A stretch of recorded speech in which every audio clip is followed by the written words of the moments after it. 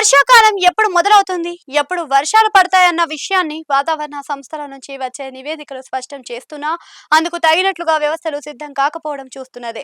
హైదరాబాద్ మహానగర పరిధిని core urban region విస్తరించిన వేళ భారీ వర్షాలు పడినప్పుడు నగర వాసులకు ఎలాంటి కష్టాలు రాకుండా ఉండేందుకు వీలుగానే ఏర్పాట్లు చేయటంలో వివిధ విభాగాలు ఫెయిల్ అయిన వైనంపై తెలంగాణ రాష్ట్ర ముఖ్యమంత్రి రేవంత్ రెడ్డి సీరియస్ అయ్యారు.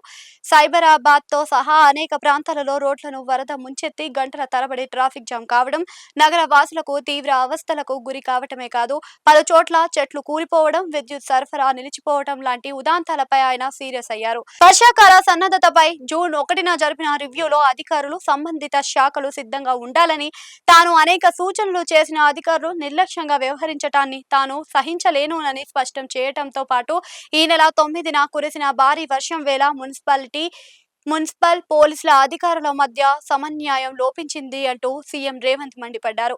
దీనికి కారణాలన్నీ విశ్లేషించి సంబంధిత అధికారులపై చర్యలు తీసుకోవాలి అని, మరోసారి ఇలాంటి పరిస్థితి తలెత్తే చర్యలు తీసుకుంటాము అని కూడా స్పష్టం చేశారు సీఎం రేవంత్.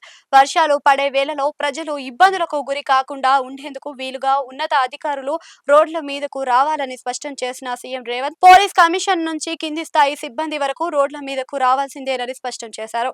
అవసరమైతే తాను కూడా రోడ్లపైకి వస్తానని స్పష్టం చేసిన సీఎం రేవంత్, వర్షాకాలం కారణంగా ట్రాఫిక్ జామ్ అయితే మాత్రం కఠిన చర్యలు తప్పవని స్పష్టం చేశారు. అంతేకాదు ట్రాఫిక్ విభాగంలో ఖాళీలను డీజీపీ తక్షణం భర్తీ చేయాలని ఆదేశించారు. మానవ తప్పిదాలతో సమస్యలు తలెత్తితే ఎట్టి పరిస్థితుల్లోనూ సహించనని స్పష్టం చేశారు.